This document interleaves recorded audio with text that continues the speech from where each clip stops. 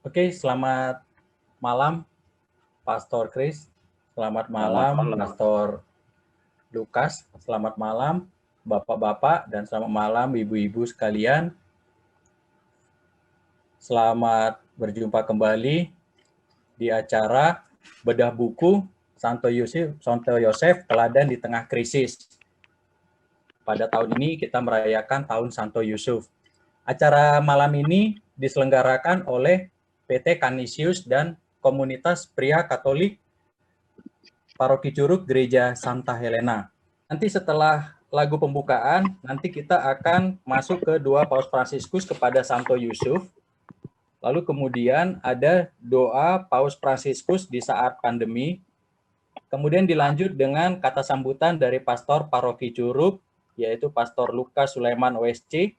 Kemudian kita akan masuk ke sesi bedah buku Santo Yosef Teladan di Tengah Krisis, akan dipandu oleh moderator kita Pak Michael Triada BB. Dan kemudian dilanjut dengan Pastor Chris Purwana. Setelah itu kita akan ada break sedikit untuk video lagu. Setelah itu kita akan ada tanya jawab ya. Setelah tanya jawab ada lucky draw yang dipandu oleh Pak Michael nanti. Setelah itu kita masuk ke sesi foto bersama ya. Nanti diharapkan kepada para Bapak Ibu dan para pastor untuk tidak meninggalkan bilik dulu. Kemudian nanti ditutup dengan doa penutup oleh Pastor Lukas dan lagu penutup. Itulah kurang lebih acara rundown kita pada malam hari ini. Kita tidak bertunggu lama lagi, kami persilakan kita akan mulai dengan doa Paus Fransiskus kepada Santo Yusuf. Kami persilahkan. Dalam nama Bapa dan Putra dan Roh Kudus, amin. Doa Paus Fransiskus kepada Santo Yusuf. Salam Sang Penjaga, Sang Penebus, Suami Perawan Maria yang terberkati. Kepadamu Allah mempercayakan Putra Tunggalnya. Kepadamu Maria menaruh kepercayaannya, bersama denganmu Yesus menjadi manusia. O Yusuf yang terberkati, perlihatkanlah dirimu sebagai seorang bapa juga bagi kami, dan bimbinglah kami di sepanjang perjalanan hidup. Perolehkanlah bagi kami rahmat, belas kasihan, dan keberanian, dan lindungilah kami dari segala yang jahat. Salam Yusuf, pria yang tulus mempelai murni Maria, ayah Mesias keturunan Daud. Terpujilah engkau di antara pria, dan terpujilah Yesus, Putra Allah yang dipercayakan kepadamu. Santo Yusuf, pelindung gereja semesta, lindungilah keluarga-keluarga kami dalam damai dan rahmat ilahi, dan dampingilah kami pada waktu kami mati. Amin. Dalam nama Bapa dan Putra dan Roh Kudus. Marilah kita berdoa, doa Paus Fransiskus di saat pandemi. Ya pelindung yang suci, jagailah bangsa kami. Terangilah mereka yang bertanggung jawab atas kepentingan umum, sehingga mereka, seperti Engkau sendiri, mengetahui bagaimana memerhati mereka yang dipercayakan kepada tanggung jawab mereka. Anugerahkanlah budi yang penuh pengertian kepada mereka yang mencari sarana-sarana yang memadai bagi pemeliharaan kesehatan dan kondisi fisik yang baik bagi saudara-saudari mereka. Topanglah mereka yang membaktikan diri mereka dengan resiko keselamatannya sendiri, membantu mereka yang membutuhkan, para relawan, perawat, dokter yang berada di garis depan dalam penanganan mereka yang sakit.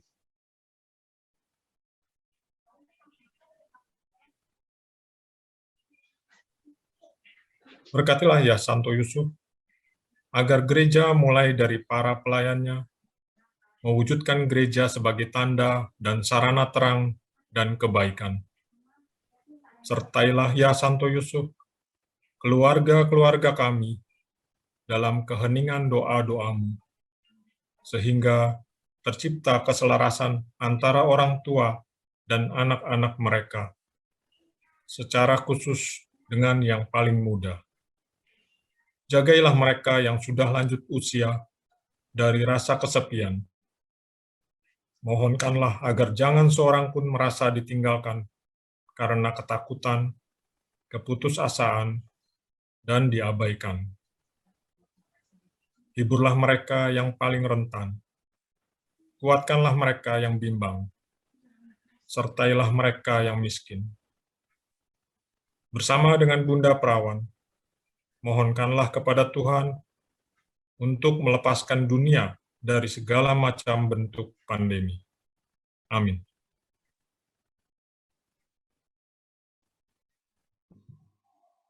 Menarik tadi patung yang disampaikan oleh Romo Krispur, bahwa Bapak Suci Fransiskus seringkali menaruhkan segala kekhawatiran dan apa yang ingin disampaikan dipikirkan pada patung Santo Yosef yang tertidur.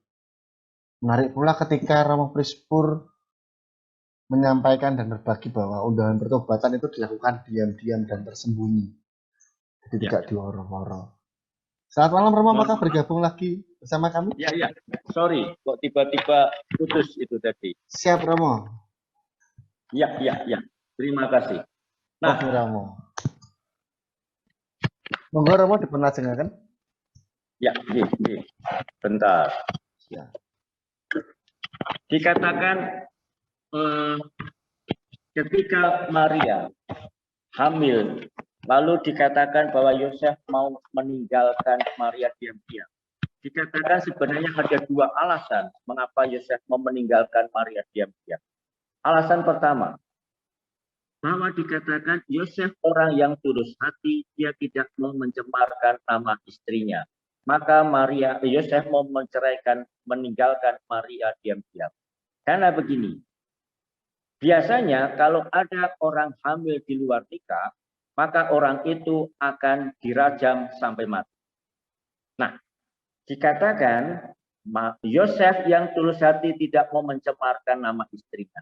Yosef mau pergi supaya apa? Supaya dia yang disalahkan. Laki-laki tidak bertanggung jawab, menghamili tunangannya lalu lari. Sehingga Yosef itu mau pergi karena mau menyelamatkan Maria. Bukan karena dia mau meninggalkan Maria, tapi mau menyelamatkan Maria. Itu alasan pertama. Alasan yang kedua, Yosef itu yakin bahwa kalau Maria itu hamil, itu bukan karena Maria itu melacurkan diri, dihamili oleh laki-laki lain. Bukan. Maria bukan tipikal orang seperti itu. Yang kedua, bahwa Maria tidak mungkin Maria itu hamil karena Maria itu diperkosa. Bukan. Maria bukan tipikal orang seperti itu. Maka kalau Maria itu hamil, itu pasti dari atas. Pasti ini kehendak Tuhan. Ini pasti tindakan Allah. Maka Yosef ingin pergi karena apa? Sadar saya tidak pantas, saya tidak layak, maka saya lebih baik pergi. Maka yang menarik, Yosef itu bisa tidur dengan nyenyak. Karena apa? Betapapun ada persoalan seperti itu, persoalan yang berat baginya, tapi dia tidur dengan nyenyak, tidur dengan enak, sehingga dia bisa bermimpi. Maka ketika dia bermimpi itu, ada 3 perintah dan 1 informasi. Kita lihat informasi dalam mimpi itu. Informasinya adalah bahwa anak yang dikandung oleh Maria itu berasal dari Roh Kudus. Anak yang dikandung Maria berasal dari Roh Kudus. Dan sesuai dengan apa yang dinubuatkan oleh para nabi, dia adalah Emmanuel. Maka ketika mendengarkan informasi itu, Yosef langsung percaya. Mengapa langsung percaya? Isi mimpi persis sesuai, cocok dengan kitab suci. Pewartaan kitab suci. Maka Yosef langsung yakin ini pasti dari Tuhan. Nah, 3 perintah. Perintah pertama, jangan takut. Itu perintah pertama. Jangan takut. Dalam situasi berat, situasi apapun, kondisi apapun, jangan takut. Itu perintah pertama. Perintah kedua, ambil Maria sebagai istri. Perintah yang ketiga, beri nama anak itu Yesus. Memberi nama itu berarti mempercayakan. Jadi Allah menyerahkan, mempercayakan Yesus dan Maria kepada Yesus. Dipercayakan, diserahkan kepada Yesus. Karena memberi nama itu berarti memiliki. Orang yang memberi nama adalah orang yang memiliki. Dari situ kita bisa melihat Yosef itu perannya bukan peran tambahan. Perannya sangat penting. Apalagi tidak mungkin ada seorang anak yang lahir tanpa keluarga, tanpa ayah. Pada masa itu belum ada istilah single parent. Maka seseorang itu lahir ada dalam keluarga.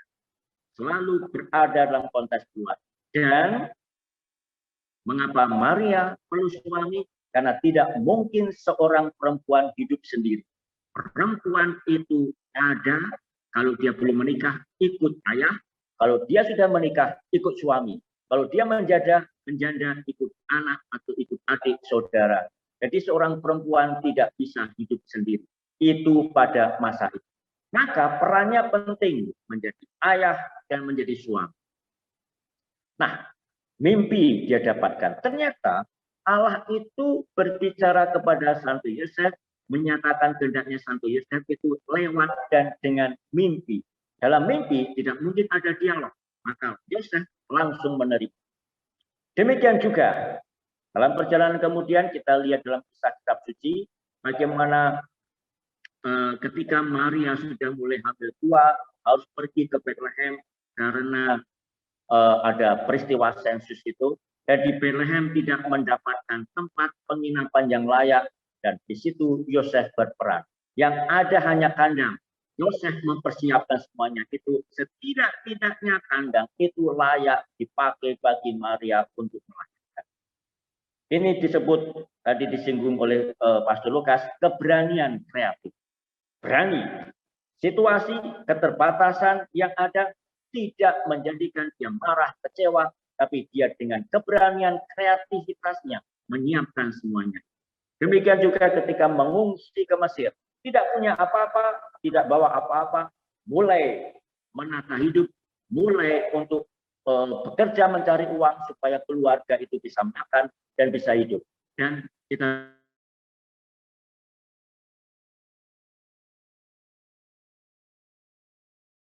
1-2 tahun tampaknya. Dan di situ Yosef menghandle semuanya, menghadapi semuanya, menyiapkan semuanya. Demikian juga ketika pulang ke Nazaret, mulai bekerja lagi dari nol. Dan ingat, Nazaret itu kota desa kecil.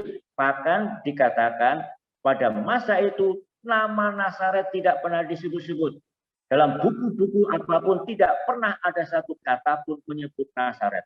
Kita ingat ketika Filipus ditunjukkan kepada Yesus dan dia mengatakan, apakah ada sesuatu yang baik datang dari Nazaret? Tidak dikenal. Maka Yosef bekerja sebagai tukang kayu di desa kecil. Bahkan di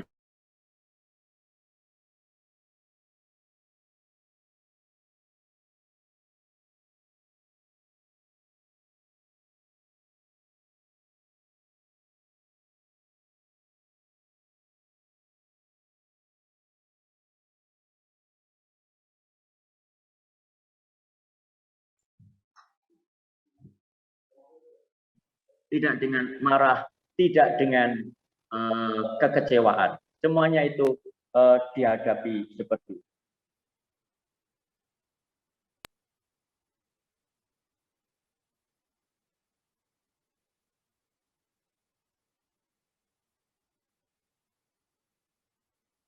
Itu kisah di dalam kitab suci.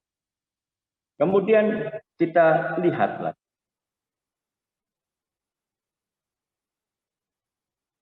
Menjaga Yesus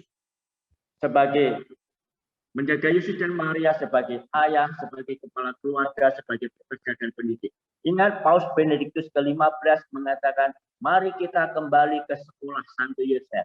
Mari kita kembali ke situasi di mana Yesus dididik oleh Santo Yosef. Karena yang mendidik pertama-tama dalam tradisi Yahudi adalah ayah. Lalu yang perlu kita lihat juga, Santo Yosef adalah orang tahu peran. Tidak fokus pada dirinya. Kehendak saya itu tidak penting. Tidak penting. Yang penting adalah kehendak Tuhan. Maka dia adalah orang yang diam, tersembunyi, dan menghilang. Mengapa menghilang? setelah Yesus dalam Injil dikisahkan, diketemukan di bait Allah ketika dia tertinggal di bait Allah, dan setelah itu tidak pernah ada kisah, tidak pernah ada cerita, bahkan tidak pernah ada nama Yosef yang disebut. Kita tidak tahu, hanya orang menduga bahwa Yosef meninggal sebelum Yesus berkarya. Jadi Yosef meninggal sebelum Yesus berusia 30 tahun. Maka yang menarik dalam gereja ini adalah juga bahwa Yosef dinyatakan, ditetapkan sebagai pelindung kematian yang paling baik. Karena apa? Dikatakan bahwa kematian yang paling sempurna, kematian yang paling mulia itu kematian seperti Bapak Yosef. Meninggal dengan ditunggui Yesus dan Maria. Maka Yosef pelindung kematian yang paling baik. Dan mengharukan, Paus Benediktus ke-16 itu mengatakan, dia kadang-kadang sekarang sering berdoa untuk Bapak Yosef sebagai pelindung kematian yang paling baik. Nah, itu yang terjadi. Maka Yosef langkah pertama adalah menerima, bukan meminta penjelasan, terima. Situasi keterbatasan, situasi kesulitan, kehendak Tuhan diterima, tidak meminta penjelasan, diterima, dan diterima dengan keberanian yang kreatif. Tidak mendapatkan penginapan, tenang saja. Adanya ada kandang, siapkan semuanya. Harus mengungsi ke Mesir, jalani. Kembali ke Nazaret, jalani. Dan dia tidak meminta penjelasan-penjelasan, tidak komplain ini dan komplain itu. Dan pada saat dia menerima kekurangan keterbatasan itu, disitulah orang bisa menemukan menarik, disebut oleh Paus Fransiskus tadi juga disinggung oleh Pastor Lukas tentang keberanian. Pelindung saat krisis, tadi sudah kita singgung. Yosef sebagai pelindung saat krisis, situasi kita. Krisis, itu saat mempertimbangkan. Bapak Ibu, saya suka dengan gambar ini. Patung ini. Patung Yosef ini. Mengapa suka? Yosef digambarkan kekal. Maklum, tukang kayu. Bukan orang yang tidak berotot seperti saya ini yang kerjanya duduk-duduk saja. Dia tentu berotot karena bekerja pekerjaan-pekerjaan kasar sebagai tukang kayu. Nah, tetapi krisis adalah saat untuk bertanya, saat untuk refleksi. Karena krisis akar katanya credere. Dari credere kita kenal kata credo. Maka sebenarnya Paus ingin mengajakkan kepada kita saat krisis ini adalah saat untuk bertanya, saat untuk refleksi, dan saat untuk berubah. Situasi pandemi ini ajakan bagi kita untuk berubah. Mengubah cara hidup kita yang boros, menghabiskan banyak waktu, tetapi juga yang merusak lingkungan, yang menjadikan ekologi, ekosistem hidup kita ini terganggu.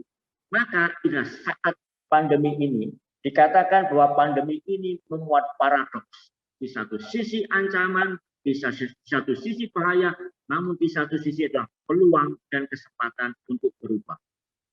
Sejauh saya mengikuti beberapa tulisan tentang ekonomi, dunia ekonomi, hanya sekedar ingin tahu saja, ternyata yang menarik adalah beberapa ahli sudah mulai memikirkan karena di tengah situasi pandemi ini disebut sebagai green capitalism, kapitalisme hijau. Lalu mulai jaga menata hidup ini, keseimbangan hidup ini ditata. Supaya apa? Karena hidup kita ini seringkali kita mengandalkan kepastian-kepastian pada pekerjaan.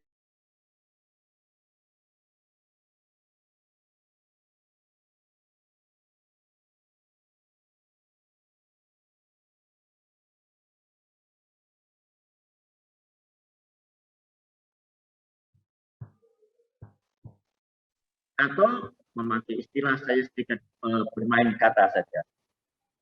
Sejarah histori mengajak kita untuk menemukan history, kisah tentang Allah.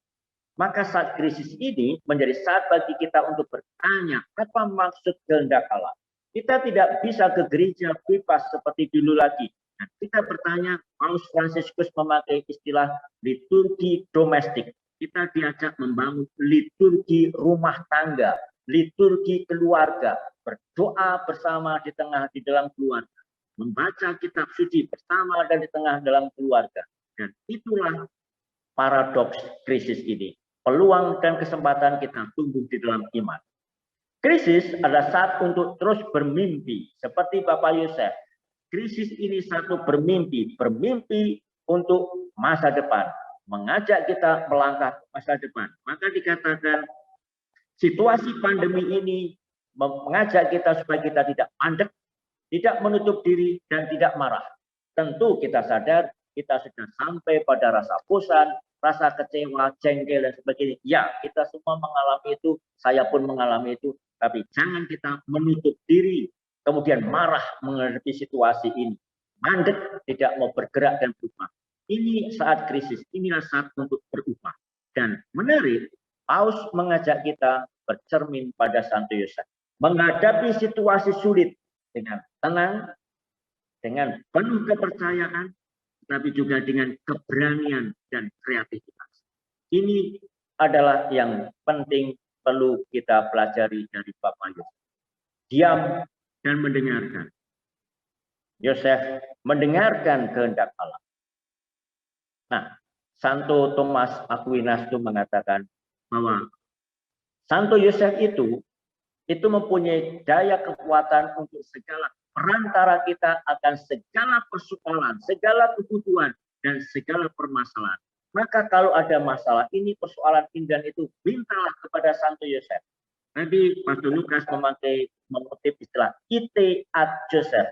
Pergilah, belajarlah pada Santo Yosef. Kalau kamu mengalami kesulitan, kalau kamu sedang menghadapi persoalan, maka pergilah, belajarlah pada Santo Yosef. Sama ungkapan dari Santa Teresia Avila. Betapapun banyak orang suci itu menjadi perantara kita akan berbagai macam hal, tetapi pergilah terutama kepada Santo Yosef. Dia mempunyai kekuatan yang ada dan bersama kita. Bercermin pada Santo Yosef. Saya hanya memakai 2 ungkapan yang di bawah. 3 ungkapan. Pertama, menerima situasi keterbatasan, situasi kesulitan krisis ini dengan menerima tanpa pertama-tama mengeluh. Kita hobinya komplain, kita sukanya mengeluh. Dan Yosef mengajarkan kepada kita situasi keterbatasan, situasi kesulitan dihadapi dengan diterima. Tidak dengan keluhan, tidak dengan komplain. Lalu, tentang Santo Yosef juga diungkapkan ungkapan in silencio et in spe erit virtitudo vestra. Dalam diam dan berharap, disitulah letak kekuatan. Kekuatan Santo Yosef itu dalam diam. Tapi diamnya bukan diam pasif, tapi diamnya adalah diam aktif, diam yang penuh harapan, membiarkan Allah bertindak, membiarkan Allah bekerja. Mohon maaf karena saya orang Jawa, dalam ungkapan bahasa Jawa ada ungkapan Gusti ora sare. Itu sikap diam yang percaya, diam yang berharap. Tuhan tidak diam, Tuhan tidak tidur, Tuhan tidak membiarkan, Tuhan senantiasa ada dan menyertai. Dan disitulah letak kekuatan Santo Yosef. Dalam tradisi gereja dipakai ungkapan itu. In silencio et in spe erit virtitudo vestra. Dalam diam dan berharap, disitulah letak kekuatan Santo Yosef. Lalu istilah ite ad Joseph tadi sudah kita dengarkan. Ini hanya gambar Yosef sebagai pendidik. Paus Fransiskus mengajak kepada kita, mari kita bercermin memandang pada Santo Yosef sebagai orang yang model, contoh, teladan, mendidik anak. Bagaimana dia menemani Yesus sehingga Yesus dikatakan dalam kitab suci semakin menjadi matang, semakin menjadi dewasa, semakin dicintai Allah dan manusia. Demikian digambarkan dalam Injil Lukas. Yesus yang semakin matang, semakin dewasa, semakin dicintai. Dan disitulah letak juga peran penting Yosef. Tentu juga bersama Maria. Saya lewati. Yosef yang senantiasa menjaga dan melindungi keluarga. Paus Yohanes Paus kedua, Yosef adalah orang yang tulus hati. Pekerja yang tanpa lelah. Penjaga mereka yang dipercayakan kepadanya. Semoga dia menjaga dan melindungi dan menerangi keluarga-keluarga. Itu harapan dan doa Paus Yohanes Paus II. Keberanian kreatif. Keberanian kreatif hanya mungkin kalau pertama-tama langkah sikapnya adalah menerima. Menerima. bukan komplain, bukan protes, menerima, bukan meminta penjelasan, dan dari sikap menerima, bersikap ambil tindakan. Tidak menunggu sempurna, tidak menunggu beres, tidak menunggu pandemi ini selesai. Mari kita membangun sikap, membangun prinsip, membangun hidup. Tidak usah menunggu sempurna, tidak usah menunggu beres. Tetapi juga dikatakan keberanian kreatif itu kesanggupan menerima kerapuhan, kegagalan, dan kejatuhan. Kita semua rapuh, kita semua lepas, pernah gagal, pernah salah. Tapi yang penting adalah apakah kita mau bangkit berjalan lagi, menyusun langkah pemulihan. Kesulitan bisa menimbulkan dan menumbuhkan sumber daya baru. Yosef ketika tidak menemukan penginapan di Bethlehem, hanya bisa menemukan kandang. Kesulitan itu, persoalan itu menumbuhkan sumber daya baru, kreativitas untuk menyiapkan kandang itu. Setidak-tidaknya kandang itu layak bagi Maria, tempat bagi Maria untuk melahirkan. Dan disitulah letak kreativitas.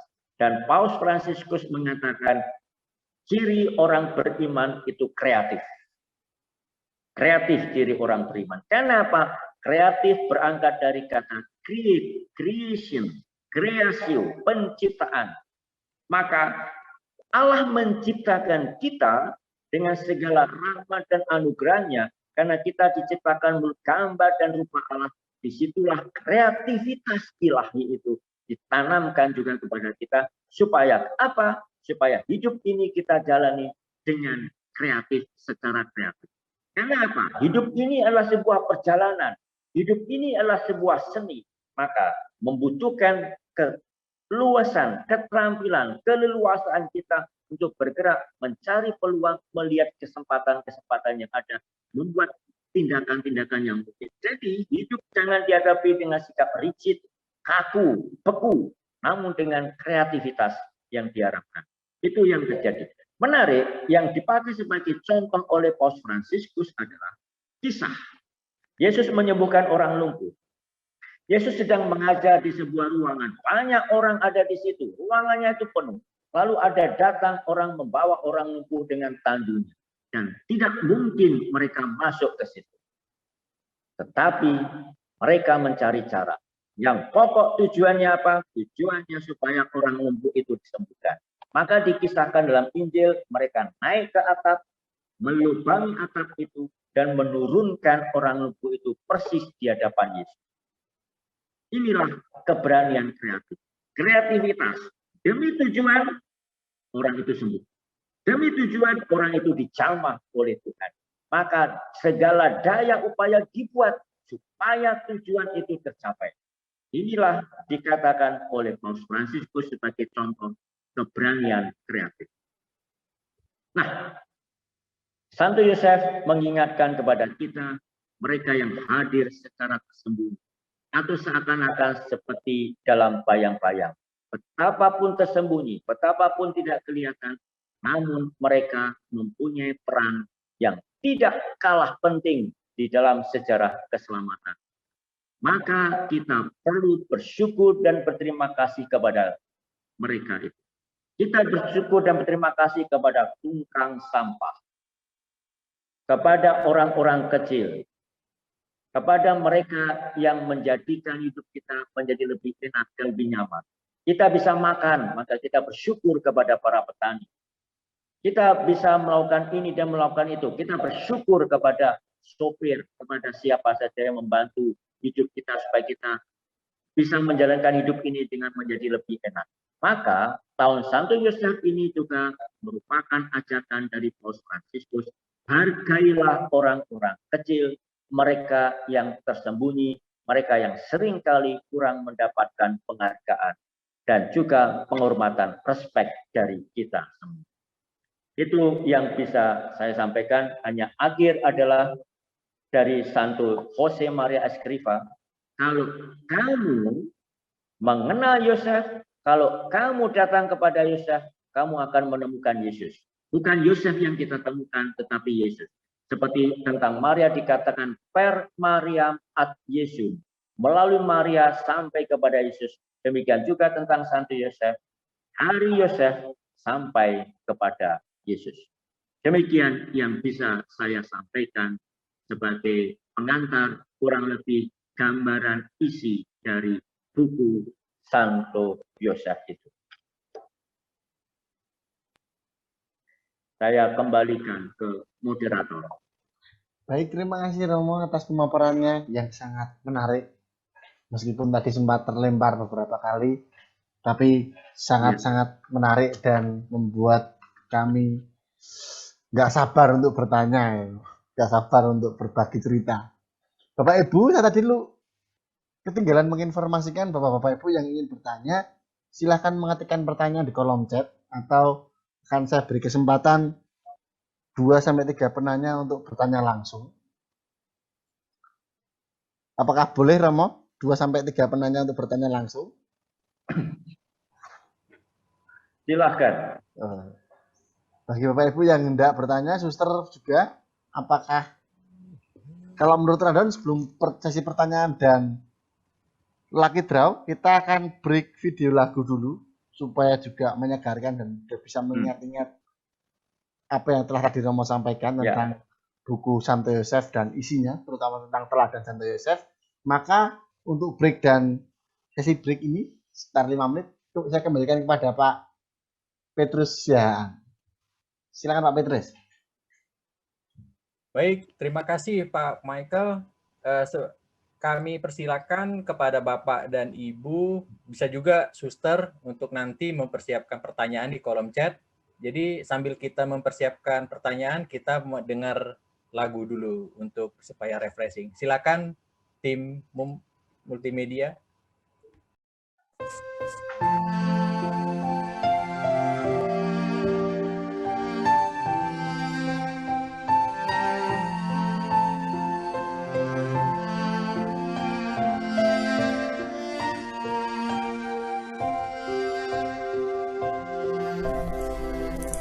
Santo Yusuf yang menjaga keluarga Nazaret, kau menjaga Bunda Kudus, juga Yesus penebus.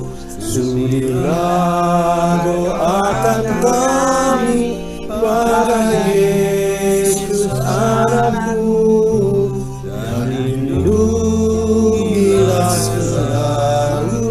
kami sekeluarga.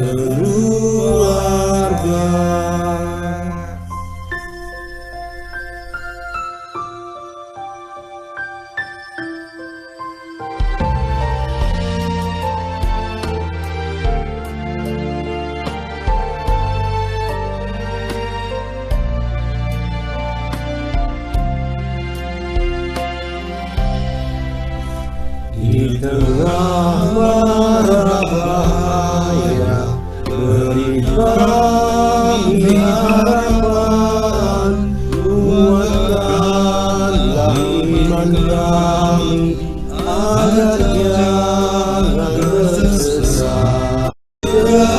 Kehadiran Yesus, agar kami berbahagia dalam hidup yang kekal.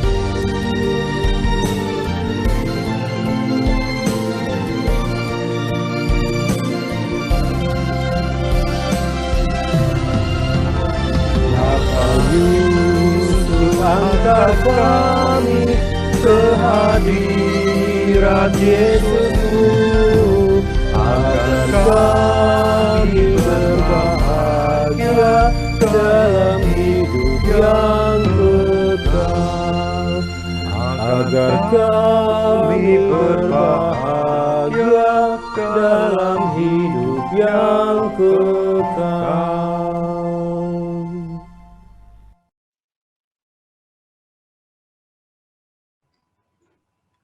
Baik.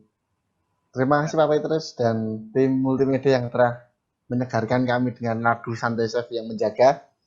Menarik Romo ya, dari tadi mulai sampai dengan pertengahan ini kita disuguhi dengan lagu yang menginspirasi gitu. Saya sudah mencatat beberapa pertanyaan Romo. Mungkin akan saya bacakan dulu 3 pertanyaan Romo. Ada beberapa pertanyaan yang masuk dalam kolom chat baik di Zoom maupun di YouTube. Bapak Ibu yang juga tergabung dalam YouTube bisa juga mengetikkan pertanyaan apabila ingin bertanya dengan Romo.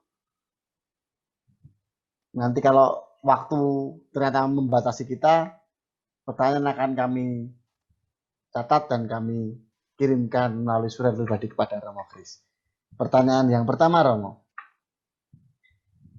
Pak Tarik Kris, mengapa Santo Yosef kurang populer dalam devosi dibandingkan dengan santo-santa lainnya? Terima kasih dari Bapak Dewa Gede Satria. Kemudian pertanyaan yang kedua dari Bu Charlie ya ini ya. Atau Pak Charlie, Bu Charlie sepertinya. Romo mau tanya, usia berapa Santo Yosef menikah dengan Bunda Maria? Dan Bunda Maria usia berapa?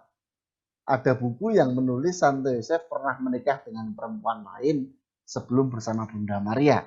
Dan Santo Yosef usianya sudah tua dan mempunyai anak selain Yesus. Mohon dijawab Romo. Lalu pertanyaan yang ketiga dari Bu Teresia. Santo Yosef mempunyai peran penting dalam keluarga kudus. Mengapa tidak dari dulu gereja menempatkan Santo Yosef setara dengan Bunda Maria? Mungkin 3 pertanyaan itu dulu Romo, bisa dijawab dan diserahkan kami Romo. Monggo Romo. Ya, terima kasih. Kalau nanti ada yang kelewatan, tolong diingatkan. Pertama, mengapa devosi kepada Santo Yosef kurang populer? Saya sendiri juga tidak tahu mengapa kurang populer, dan karena saya sendiri jujur saja, saya belum lama itu punya devosi pada Santo Yosef. Belum lama, baru beberapa tahun terakhir, karena kecenderungan untuk mengenal Santo Yosef itu kurang.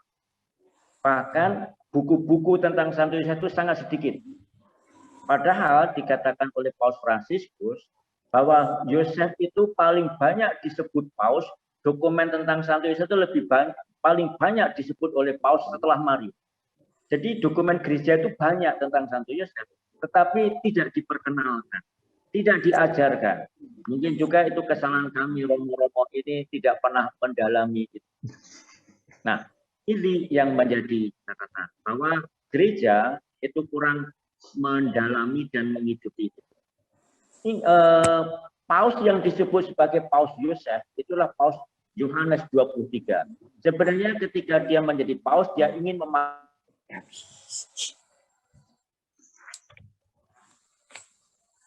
ada Paus memakai nama Yosef. Karena apa? Nama ini terlalu tinggi, terlalu luhur, terlalu mulia, maka tidak di.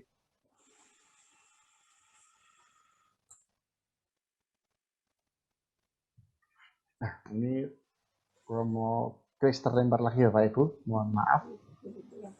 Menanti Romo Kris masuk kembali.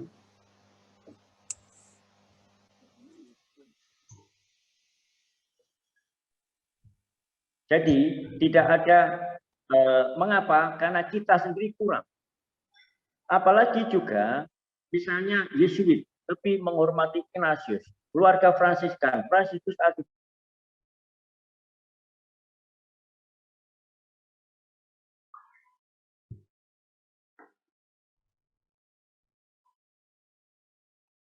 Di tempat kami masih nge-freeze Romo.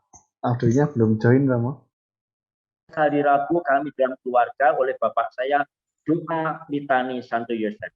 Tapi sekarang tradisi kebiasaan doa bersama itu hilang, akibatnya juga jarang lagi disebut. Itu yang pertama. Maka ini suatu persoalan mengapa gereja kurang memberikan devosi kepada Santo Yosef. Yang kedua, pertanyaan kedua. Kita tidak tahu kapan Santo Yosef menikah. Kita tidak tahu. Usia berapa? Kita tidak tahu. Maria usia berapa menikah? Tidak tahu. Hanya memang dikatakan Maria masih gadis, masih perawan. Apakah ketika menikah dengan Maria, Yosef itu sudah, Yosef itu sudah tua? Ada buku yang menuliskan demikian, tetapi juga ada buku yang menuliskan Yosef ketika menikah dengan Maria masih muda. Yang benar mana? Walau alam. Kita tidak tahu karena tidak ada catanya. Tidak ada catatan-catatan. Ada versi ini, versi itu. Sebagai contoh misalnya, oh Yosef itu sudah pernah punya anak namanya Yakobus. Tetapi ada versi lain bahwa Yakobus itu bukan anaknya Yosef, tapi dia anak dari dia sepupunya Yesus, anak dari kakaknya Yosef, tapi diangkat anak oleh Yosef.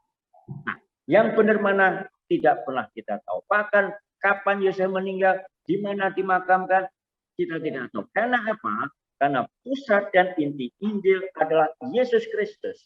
Maka ketika orang bicara tentang Yosef, ketika bicara tentang Maria, fokusnya lebih ke arah kepada Yesus itu. Itu yang bisa jadi. Sebentar, pertanyaan yang ketiga saya lupa tadi. Yang ketiga, Santo Yesus mempunyai peran penting dalam keluarga kudus. Mengapa tidak dari dulu gereja menempatkan Santo Yusuf setara dengan Bunda Maria? Bentar, suaranya. Saya bacakan ulang, Romo ya. Santo Yosef mempunyai peran penting dalam keluarga kudus. Mengapa tidak dari dulu gereja menempatkan Santo Yosef setara dengan Bunda Maria? Oh, mengapa tidak dari dulu? Sebenarnya dari dulu sudah. Hanya kita tidak tahu. Karena sebenarnya yang lebih dulu menghormati Santo Yosef, jujur saja, itu gereja timur. Yang lebih dulu menghormati Maria itu gereja timur. Bukan kita, gereja barat. Kita itu gereja barat, kita itu gereja Latin, kita itu gereja Roma. Kita itu terlambat. Devosi pada Maria kita kalah cepat dengan mereka. Devosi Santo Yosef kita lebih kalah cepat dengan mereka. Mereka lebih dulu menghormati, lebih dulu punya devosi pada Santo Yosef. Bahkan gambar-gambar, ikon-ikon Santo Yosef itu dihormati di dalam tradisi gereja timur. Hanya kemudian gereja barat pelan-pelan. Malahan misalnya tentang Maria, Maria baru ditetapkan oleh gereja sebagai yang dikandung tanpa noda dosa tahun 1859. Dan 1870 gereja Santo Yosef ditetapkan sebagai pelindung gereja. Mengapa? Gereja itu sebenarnya sudah banyak umat yang berdevosi kepada Maria. Banyak umat dan keuskupan biara-biara berdevosi kepada Santo Yosef. Tetapi baru secara umum, secara universal dihormati itu baru berjalan kemudian. Gereja universal itu biasanya menunggu dulu. Yang lain bagaimana? Yang lain bagaimana? Maka mulai dari bawah. Mulai dari bawah. Jangan menunggu uskup, jangan menunggu paus. Mulai dari kita itu saja. Nah, itu yang bisa saya jawab. Tiba-tiba ada chat bahwa ada buku Yosef menikah umur 40 sekian. Itu ada, tetapi ada buku yang mengatakan Yosef menikah sebelum umur 20-an. Nah, saya tidak mempermasalahkan mana yang benar karena tidak tahu siapa yang benar dan mana yang benar kita tidak tahu. Tetapi kembali bahwa tidak ada catatan yang sama. Jelas di dalam kitab suci tidak ada catatan. Karena yang penting dalam kitab suci adalah misteri Yesus Kristus. Karena dikatakan oleh penginjil Markus, dikatakan Injil ditulis supaya kamu percaya. Maka tentang Maria, maka tentang Yosef, intensinya supaya kita percaya kepada Yesus Kristus. Karena Injil bukan biografi. Oleh karena itu, karena Injil bukan biografi, maka kita pun devosi kepada Maria, devosi kepada Yesus, devosi kepada Maria, devosi kepada Yosef. Jadi kita lihat bahwa ketika kita devosi kepada Maria pun dikatakan ad Mariam, per Mariam ad Yesus, melalui Maria sampai kepada Yesus. Ketika kita devosi kepada Santo Yosef pun dikatakan adalah dari Yosef sampai kepada Yesus. Maka yang penting adalah Yesus itu. Maka Maria dan Yosef letaknya, perannya ada di situ. Ini yang bisa saya jawab. Moga-moga menjawab. Baik Romo, terima kasih Romo. Semakin menarik Bapak Ibu ya. Ada pertanyaan yang selanjutnya Romo, untuk pertanyaan selanjutnya. Mungkin saya batasi karena waktu juga semakin malam. Ya. Saya juga percaya Romo juga pasti juga lelah karena agenda yang sangat padat masih di Medan. Pertanyaan ini menarik Romo, dari Pak Andi Singge. Apakah ada dokumen gereja yang membahas tentang Santo Yosef? Tadi Romo sudah ceritakan sangat banyak. Begitu Romo. Nah, lucunya adalah Romo memaparkan bahwa Santo Yosef tadi adalah tipikal Allah yang pendiam, ayah yang pendiam. Tidak banyak bicara namun membuktikan apa yang dirasakan lewat perbuatan. Sedangkan para arah Yahudi tradisinya adalah imam keluarga yang melaksanakan tradisi, mengajarkan Taurat, menjalankan hari Sabat, menjalankan semuanya. Pasti bukan tipikal ayah pendiam, Rom. Nah, bagaimana ini dijelaskan kontradiksi ini, Rom? Nah. Suara hilang. Suara saya hilang, Rom ya? Saya ulangi lagi, Rom ya. Ini tadi ada kontradiksi, Romo. Romo menjelaskan bahwa Santo Yosef ini adalah tipikal ayah yang pendiam, yang tidak banyak bicara tapi banyak aksi. Gitu. Lalu, sedangkan ayah Yahudi adalah tipikal ayah yang banyak bicara, banyak yang aktif. Imam keluarga, mengajar tradisi, mengajar Taurat, menjalankan hari Sabat. Lalu, bagaimana tentang kontradiksi ini, Romo? Itu yang pertama. Lalu yang kedua, adalah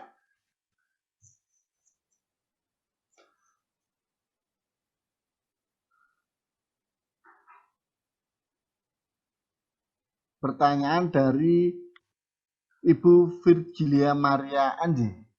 Santo Yosef menjadi teladan dan pendidik bagi Yesus sekalipun tidak diceritakan secara mendetail dalam kitab suci. Pertanyaan saya, kenapa dari sekian banyak orang di zaman itu tidak ada satu orang pun yang melihat Santo Yosef sebagai tokoh yang berperan penting juga untuk kelangsungan hidup Yesus, Romo? Dua pertanyaan itu, Romo. Iya. Pertama, Injil, data yang paling bisa kita percaya hanya Injil. Data-data lain dari Injil yang apokrif itu ya bisa dipelajari, tapi bukan data yang bisa dijadikan sumber. Misalnya Yosef itu sudah tua atau tidak, itu di dalam Injil apokrif disebut. Bahkan dalam Injil apokrif juga dikatakan Yosef itu Buddha, itu ada cerita. Tapi bisa tidak akan memakai data itu. Yang penting, yang pokok bagi kita adalah data dari keempat Injil. Dan yang menarik, data dari keempat Injil tidak banyak cerita tentang masa kanak-kanak Yesus. Kalau dikatakan Yesus tertinggal di bait Allah usia 12 tahun. Kemudian Yesus berkarya usia 30 tahun. 18 tahun itu blank, kosong, tidak ada catatan apapun. Dan kita tidak tahu apa yang terjadi di Nazaret, bagaimana Maria dan Yosef itu mendidik Yesus. Kita tidak tahu, tidak ada catatan. Nah, oleh karena itu, mengapa Yosef tidak banyak disebut? Karena memang tidak ada catatan dari Injil. Tidak ada catatan dari Injil. Maka, karena tidak ada catatan dari Injil, lalu banyak spekulasi ini dan spekulasi itu dan sebagainya. Oleh karena itu, saya tidak berani bicara karena catatan dari Injil itu tidak ada.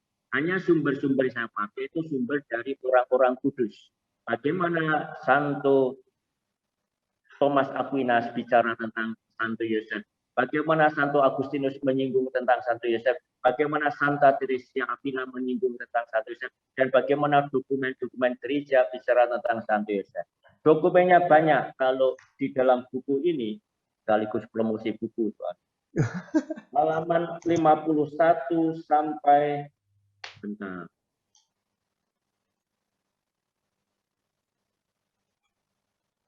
(51 sampai 78) itu bagaimana di dalam ajaran gereja, surat-surat Paus, dokumen-dokumen Paus itu bicara tentang Santo Yosef.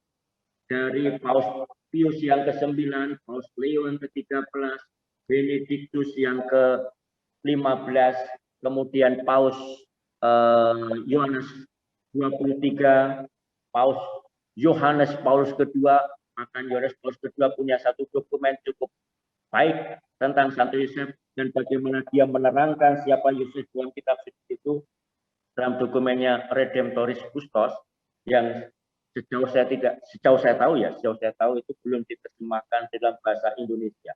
Kemudian Paus Franciscus ini dalam Patris Corde. Patris Corde sudah ada terjemahannya dari KWI, di dalam buku ini juga ada terjemahannya di Patris Corde, dan di dalam buku ini juga diterangkan bagaimana paus yang satu, paus yang lain itu berbicara tentang Santo Yosef. Maka sebenarnya banyak, hanya memang belum diperkenalkan. Moga-moga kalau Santo Yosef ini, para imam-imam dalam homili, dalam ini dan itu memperkenalkan Santo Yosef kepada gereja, tetapi juga kita tahu bahwa di beberapa tempat tahun Santo Yosef ini seakan-akan tidak ada gemanya. Tidak ada gemanya, enggak berbuat apa-apa, tidak ada apa-apanya. Tetapi di beberapa paroki yang saya kenal, ada yang membuat novena tentang Santo Yosef, ada yang membuat ini dan membuat itu. Misalnya acara seperti Zoom ini, webinar tentang Santo Yosef itu dibuat, tetapi di banyak kalangan itu nyaris tidak terdengar. Dengan segala hormat saya kepada gereja di Keuskupan Agung Medan, saya sangat sedikit mendengar tentang tahun Santo Yosef di Keuskupan Medan, di paroki-paroki. Tapi di beberapa paroki yang saya kenal, karena beberapa pernah menghubungi saya, ada. Itu artinya apa?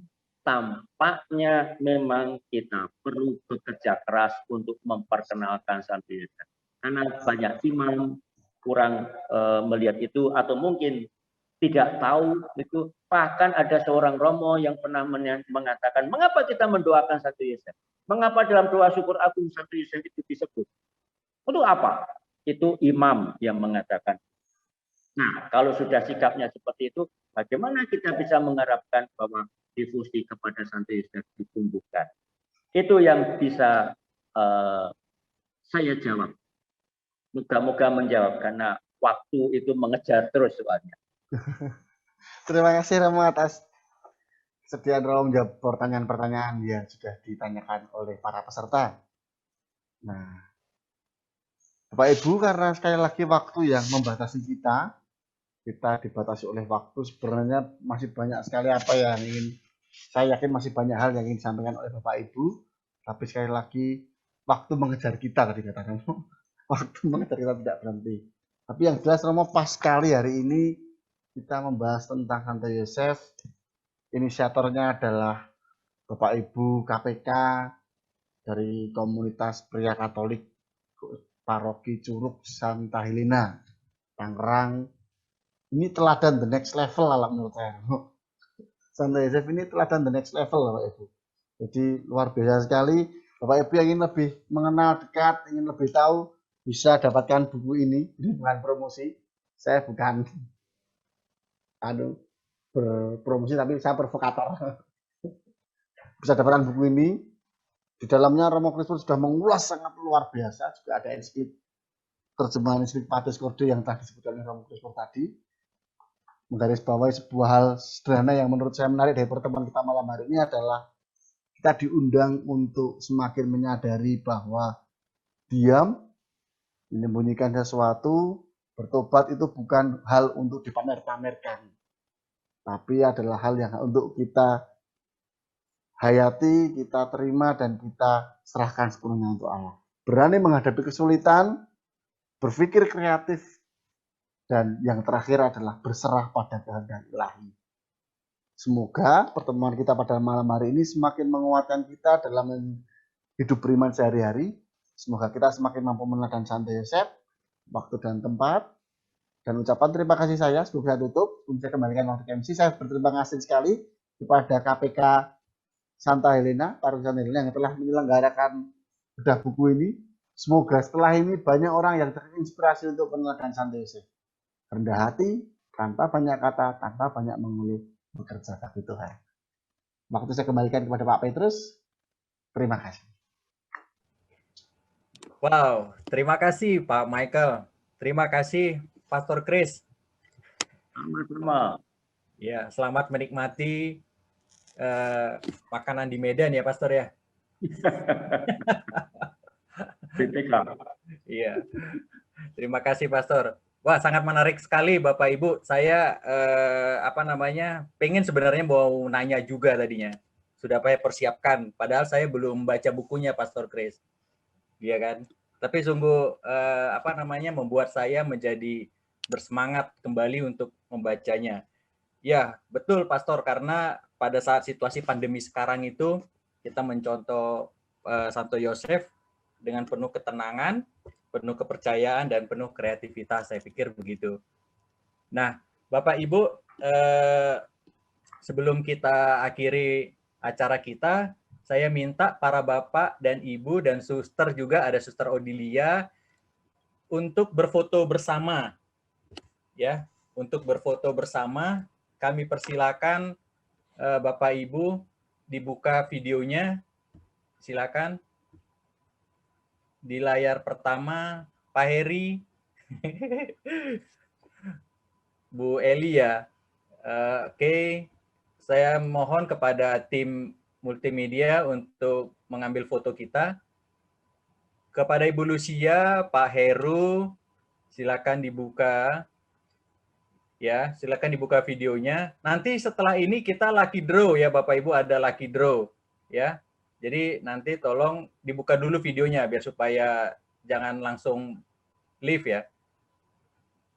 Oke, semuanya sudah dibuka. Layar ketiga saya kok belum ada ya, masih banyak yang belum buka videonya ya. Tolong dibuka Ibu, Bapak Ibu ya. Biar kelihatan wajah-wajah ganteng dan cantik-cantik semuanya, seger-seger walaupun sebenarnya sedang ngantuk ya. Oke, saya persilakan kepada tim multimedia. Ya, siap-siap. 1, 2, 3. Oke, layar pertama, layar kedua. 1, 2, 3. Layar ketiga, silakan. 1, 2, 3. Iya. Sudah siap? Oke, terima kasih kepada tim multimedia untuk lucky draw. Mungkin ke Pak Michael ya. Pak, ini yang ditunggu-tunggu ini Pak. Iya kan? Jangan pada keluar dulu ya. Ini saya persilakan kepada Pak Michael waktu dan tempat. Terima kasih Pak Petrus atas waktunya. Kembalikan lagi ke saya nih Bapak Ibu bahwa hari ini adalah lucky draw. Hadiahnya kalau nggak salah buku Pak Petrus ya, bukan saham ya. Iya Pak. Saya kira kalau hadiahnya aset kripto ini loh mau. Bapak Ibu. Hadiahnya adalah buku Bapak Ibu. Lucky draw kita. Jadi tadi saya membacakan 5 pertanyaan dan sebelum saya membacakan ada berapa buku Pak Petrus kalau saya boleh tahu hari ini kalau nggak salah 6 ya. Iya Pak. 6 buku Bapak Ibu. Jadi 5 orang beruntung yang hari ini mendapatkan buku adalah 5 orang penanya yang pertanyaannya saya bacakan tadi. Jadi ada Pak Dewa Gede, Pak Karli, Ibu Teresia Sedan, Pak Andi Singgih ini mau diambil atau mau dilempar ke peserta yang lain? Karena Pak Andi Singgih ini panitia ini kalau nggak salah ini. Diberikan peserta yang lain, Pak. Wah ya, udah peserta yang lain. Lalu berarti ada 4 Bapak Ibu yang sudah termiliki. Dan tadi dari yang keempat adalah Ibu Virginia Maria Anje. Nah, 4 orang dari saya yang sudah saya pilih. Selamat Bapak Ibu mendapatkan buku. Bukunya apa? Nah, nanti tunggu kejutan dari kami. Ya. Lalu yang kedua, saya berikan Pak Petrus atau panitia yang lain dari 10 penanya yang ada. Silahkan nanti dipilih 2 untuk diberikan hadiah door prize buku dari KPK. Tadi ada yang request saya mau kripto gitu. Bukan adanya buku. Tadi ada usulan juga kasih pertanyaan supaya bisa buat rebutan. Waduh. Atau ini saya kasih pertanyaan aja ya Bapak Ibu ya. Baik Bapak Ibu. Pertanyaan pertama saya untuk Lucky Draw yang kelima adalah di mana tempat Romo Kris Purwono sekarang berkarya? Tadi saya sudah sebutkan Bapak Ibu. Rumah Retret Girisonta. Nah ini ada yang menjawab tadi, suster kah Rumah Retret Girisonta? Saya sebelahnya Pak Andi Singgih. Sebelahnya Pak Andi Singgih. Ini termasuk panitia bukan ini Pak Andi Singgih? Ya, dibagikan aja. Wah, dibagikan Aku aja. bagi nama Kristen nih yang jauh nih. Romo di Belanda nih Romo. Oke, berarti Aku pernah dibagikan ngikut kepada Bu retretnya Kristin di Romo. Belanda. Jadi hadiah Lucky Draw yang kelima dibagikan kepada Ibu Kristin yang ada di Belanda. 15 Juni ya Bu, bareng buku Santo Yosefnya sampai di Belanda.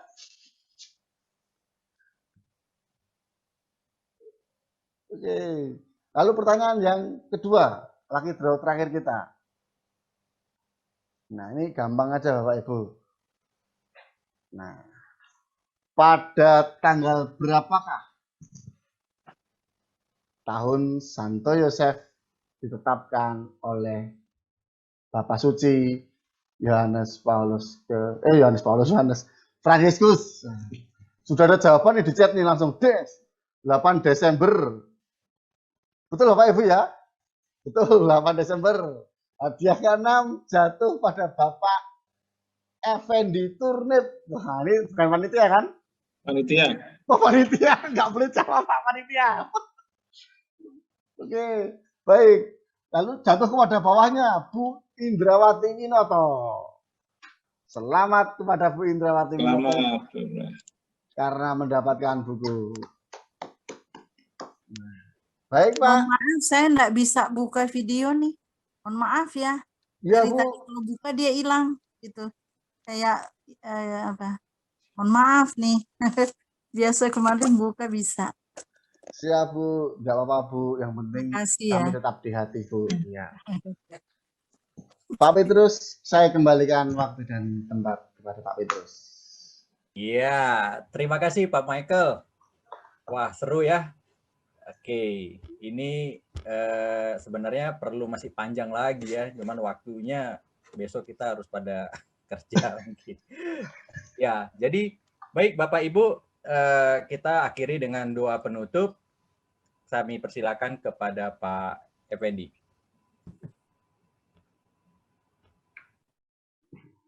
Terima kasih Pak Petrus, terima kasih Pak Michael, terima kasih Romo Kris. Bapak Ibu sekalian, di penghujung acara ini kita tutup acara kita dengan doa tahun refleksi KAJ Keuskupan Agung Jakarta tahun 2021. Mari kita membuat tanda kemenangan Kristus dalam nama Bapa dan Putra dan Roh Kudus. Amin. Allah Bapa, penyelenggara kehidupan, kami bersyukur karena Engkau telah menggerakkan para perintis, para martir, dan mengutus banyak pribadi untuk terlibat dalam perjalanan hidup Gereja Keuskupan Agung Jakarta.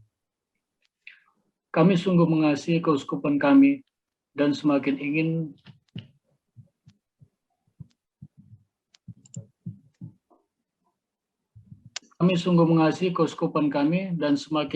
terlibat sehingga semakin menjadi berkat bagi seluruh ciptaan.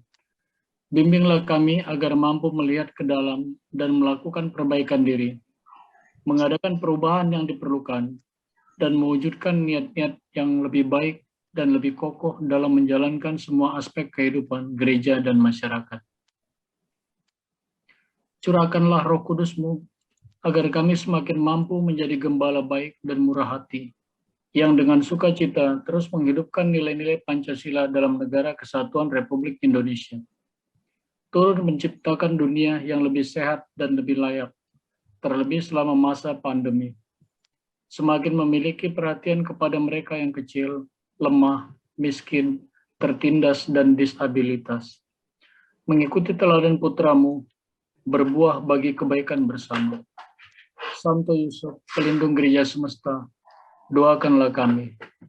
Bunda Maria, Bunda umat berhikmat, Bunda segala suku, doakanlah kami. Salam Maria penuh rahmat, Tuhan sertamu. Terpujilah engkau di antara wanita, dan terpujilah buah tubuhmu Yesus. Santa Maria Bunda Allah, doakanlah kami yang berdosa ini, sekarang dan waktu kami mati. Amin. Dalam nama Bapa dan Putra dan Roh Kudus. Amin. Terima kasih Pak Effendi. Kita tutup dengan lagu penutup. Silakan.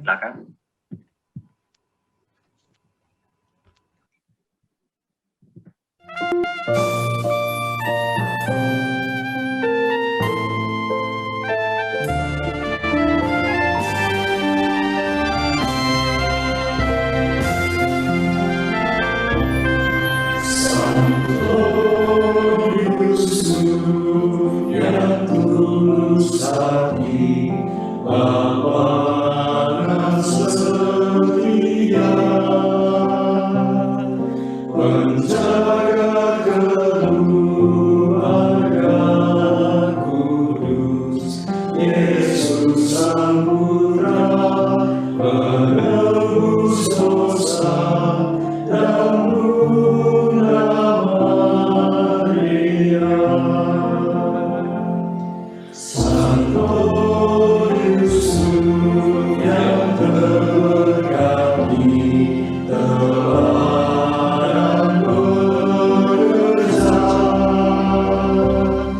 pelindung gereja semesta, setia beragam, kabar gembira, penuh kasih cinta. Jaga kami sekeluarga dari mara bahaya. Doakan kami tetap setia, taati kehendak Bapa. Lindungi gereja semesta,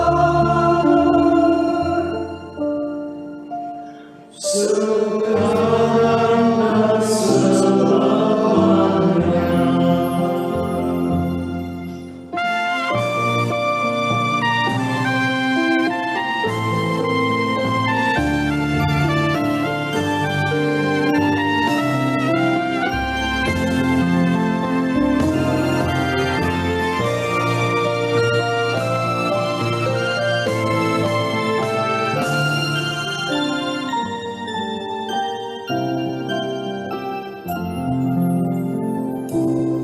Santo Yusuf yang tulus hati, Bapa dan setia,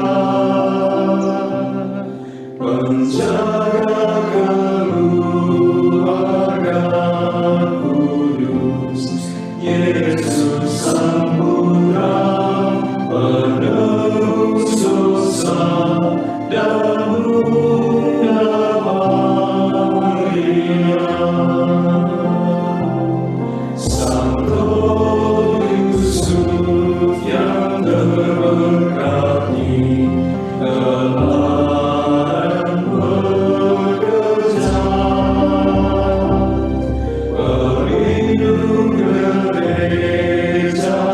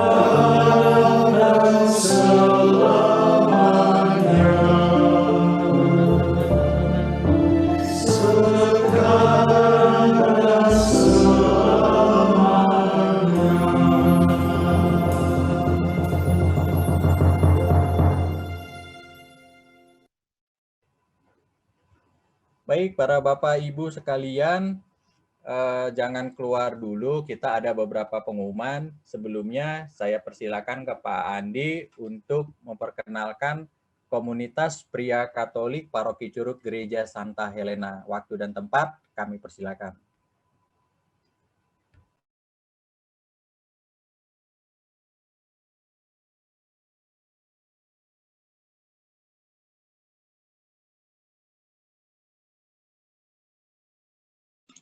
Ya, terima kasih Pak Petrus. Mewakili dari komunitas pria Katolik Santa Helena Paroki Curug, kami mengucapkan terima kasih kepada Pastor Chris Purwana Jayadi Serika Yesus yang sudah hadir malam hari ini melakukan bedah buku, ya, dan sangat inspirasi sekali. Kita semakin dikayakan, ya, dengan sharing tadi, juga dengan pengajaran-pengajaran yang dibagikan. Sekali lagi terima kasih kepada Pastor.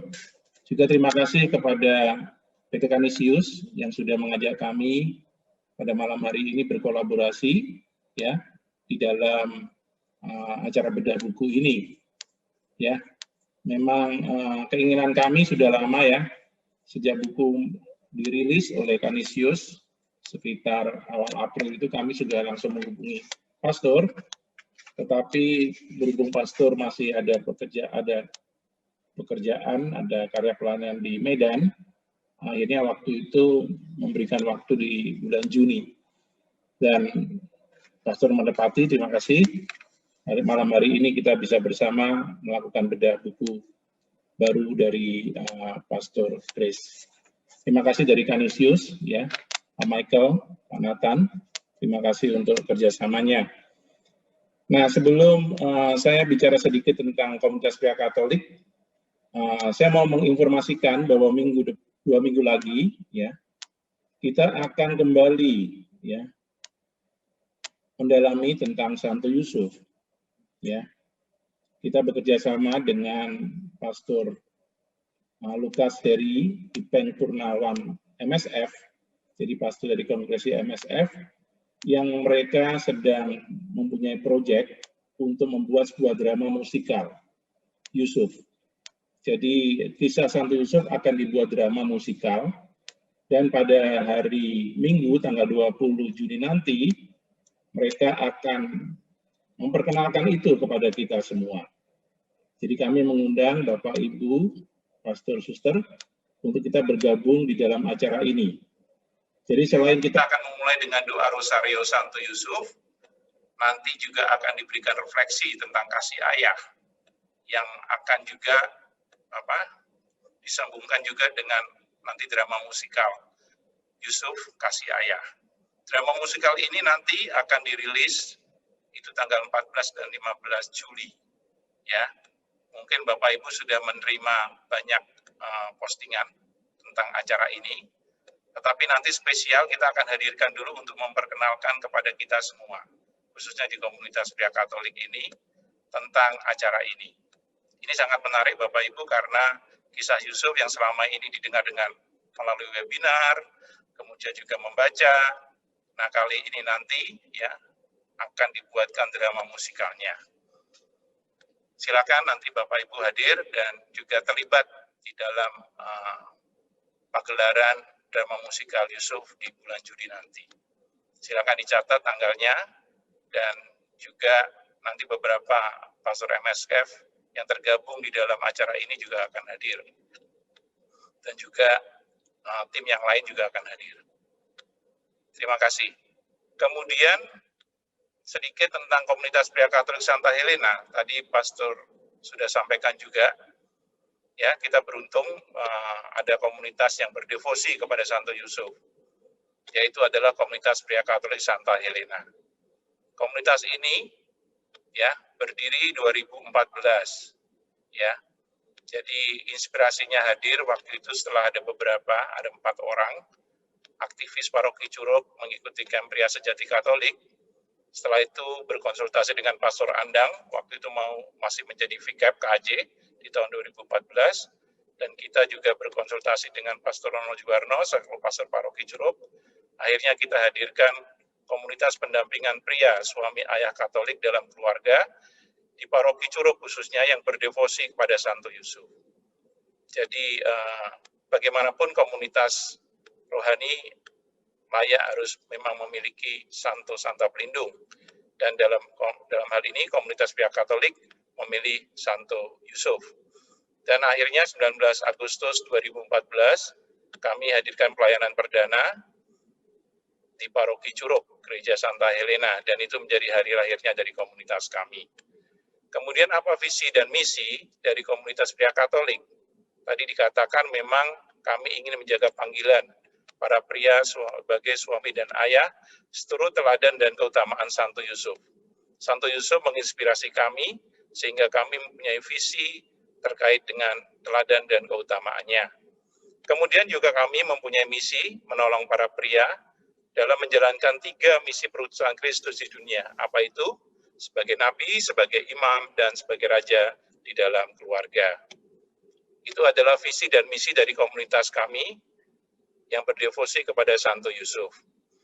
Ini adalah Santo pelindung kami, Santo Yusuf. Tadi sudah dijelaskan juga bahwa pesta perayaan 19 Maret dan 1 Mei. Dan apa yang kita lakukan selama kami berkomunitas, kami selalu memulai dengan doa dan devosi kepada Santo Yusuf. Baik dalam hal berdoa Rosario, juga Salam Yusuf, Litani Santo Yusuf, dan juga doa-doa Paus kepada Santo Yusuf, dan doa kepada Santo Yusuf lainnya. Kami juga di tahun ini, menjual Rosario Santo Yusuf, yang mungkin banyak orang belum memiliki. Kemarin kami sudah menjual hampir 300 sampai 400 rosario yang kami jual, dan banyak yang berminat untuk dipakai untuk berdoa Rosario Santo Yusuf. Kami bersyukur dengan ditetapkannya Santo Yusuf, tahun Santo Yusuf, kita juga semakin berdevosi kepada Santo Yusuf. Kemudian terkait logo, jadi mungkin pastor, bapak, ibu, suster yang ada di sini bisa tahu juga bahwa kami adalah komunitas pria Katolik. Adalah logo kami adalah berupa nyala api ya, flame, yang artinya menerangi, membakar, dan mengobarkan. Kemudian kami ada salib putih menjadi transformasi hidup para pria, suami dan ayah khususnya, dari gelap menjadi terang. Kemudian ada lingkaran panah melambangkan kepriaan, dan terakhir ada salib, podo salib suci, melambangkan kegerakan pria itu lahir di Paroki Curup OSC. Nah, ini kepengurusan kami baru saja dilantik pada tanggal 19 Maret 2021 yang lalu, dan ada sekitar 18 pria, suami dan ayah yang terlibat dalam pengurusan ini. Dan Pastor Lukas menjadi pastor moderator kami sejak tahun 2016 sampai hari ini. Kemudian, nah yang menarik apa pelayanan kami di paroki, kalau ditanya, karena ini penting, hadirnya sebuah komunitas adalah sangat relevan dengan pelayanan. Kami mempunyai 2 basis pelayanan. Yang pertama adalah pelayanan iman kekatolikan, yang kedua adalah pelayanan bela rasa. Ya, kita sebut sebagai man of faith dan man of compassion. Apa itu pelayanan kekatolikan, iman kekatolikan?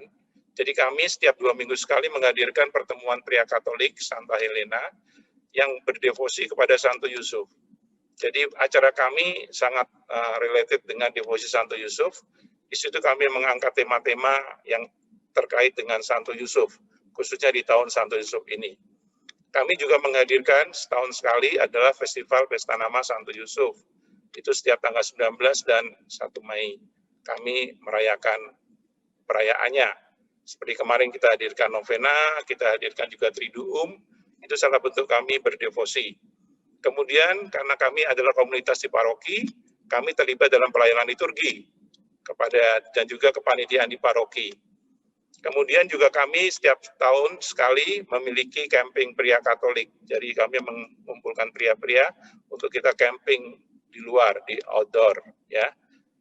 Tahun 2020 kemarin kita belum lakukan karena pandemi. Mudah-mudahan tahun ini, akhir tahun nanti kita bisa hadirkan camping pria Katolik.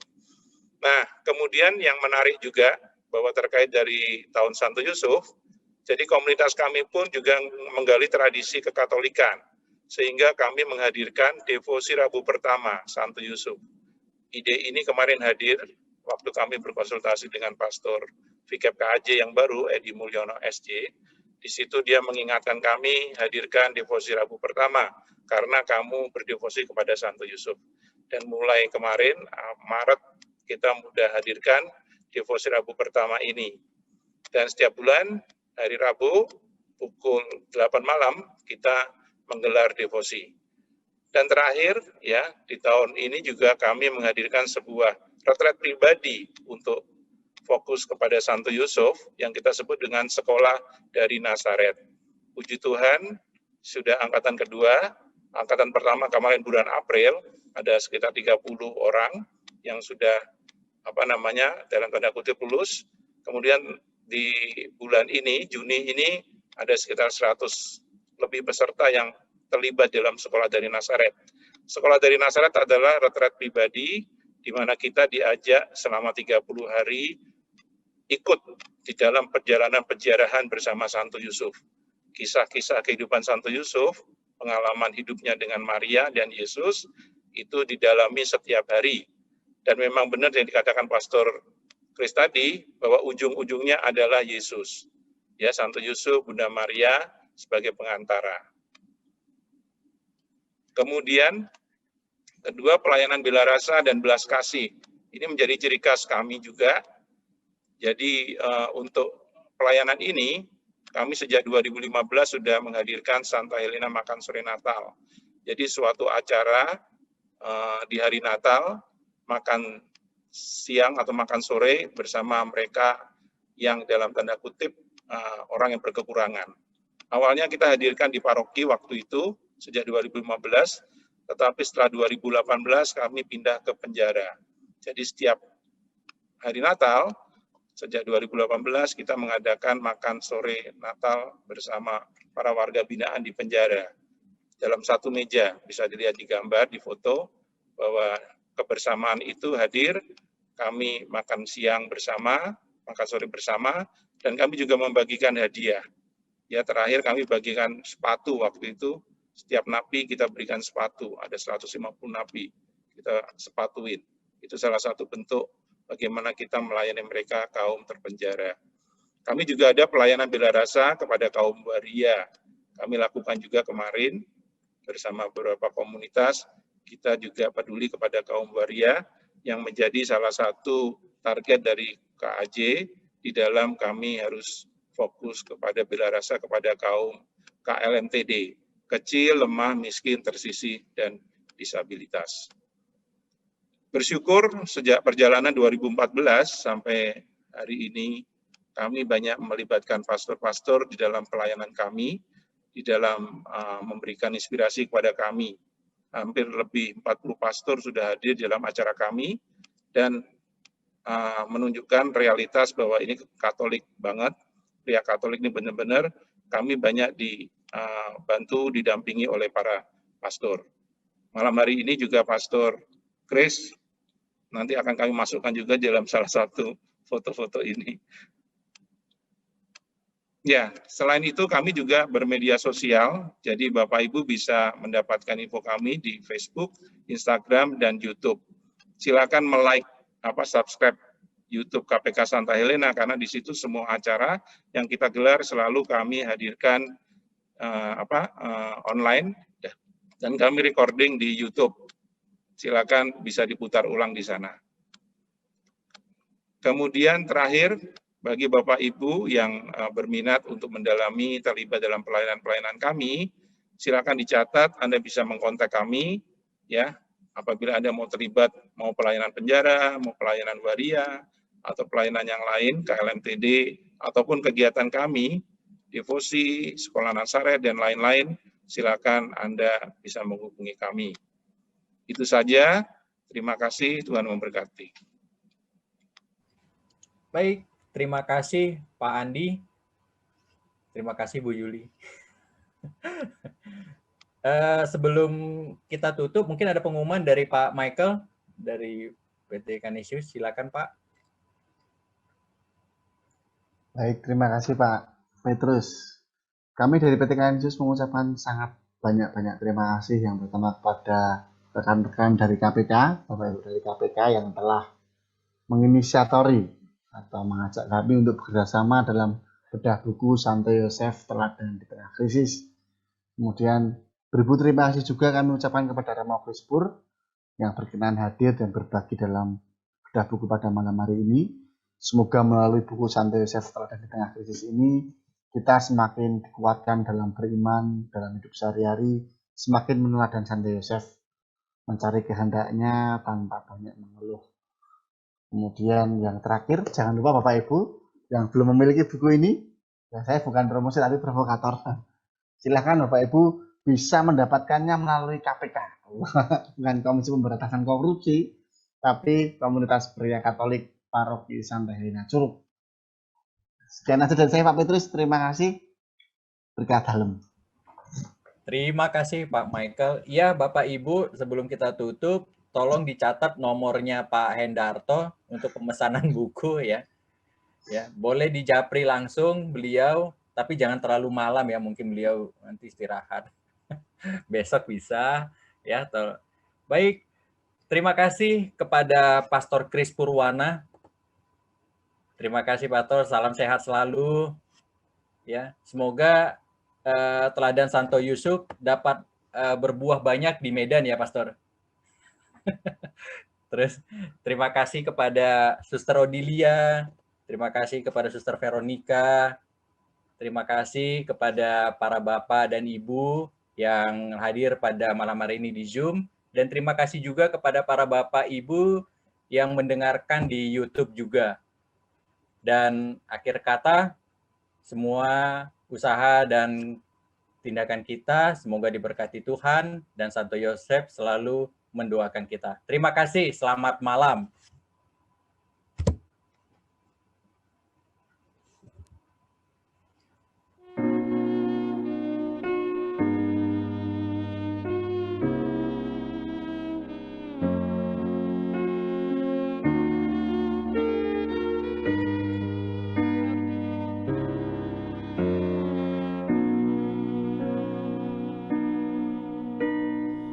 Salam Yusuf kesan kang ati katresnan Dewi mari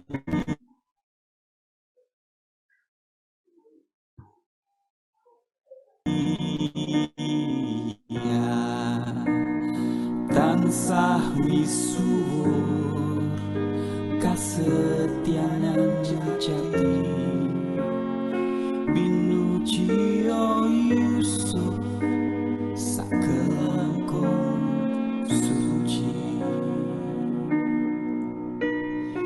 dolin luhurna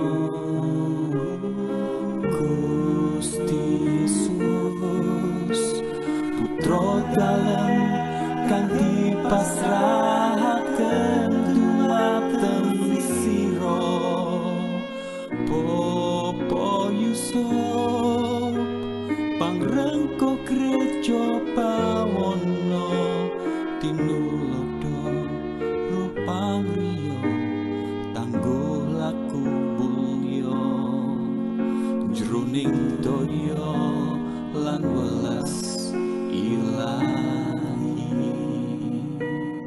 sembah sujud kawula dumugi puput jiwa.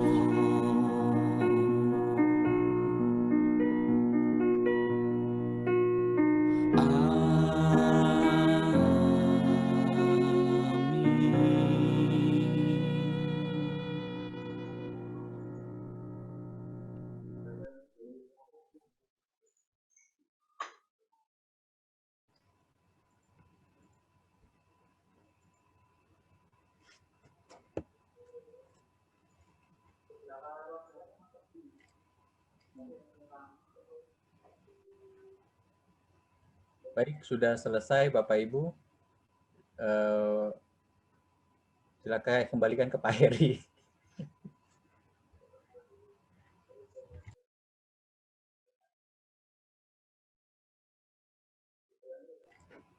suaranya belum kedengaran Pak Eri.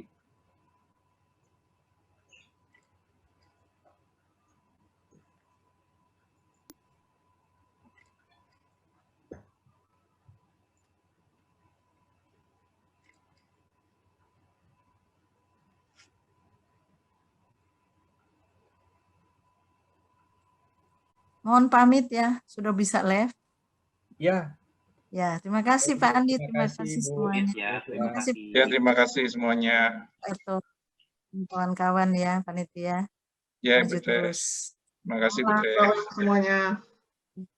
Makasih. Makasih, Bu. Terima kasih. Sampai jumpa 2 minggu Terima lagi. kasih Bapak Ibu.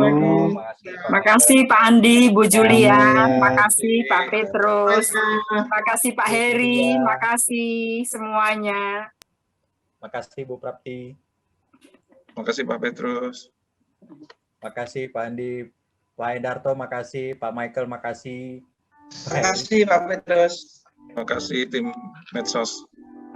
Terima kasih Bu Medsos. Makasih semua. Pak. Izin nih Bapak Ibu, selamat malam. Terima kasih Pak Michael ya. Berkat Tuhan. Terima kasih Pak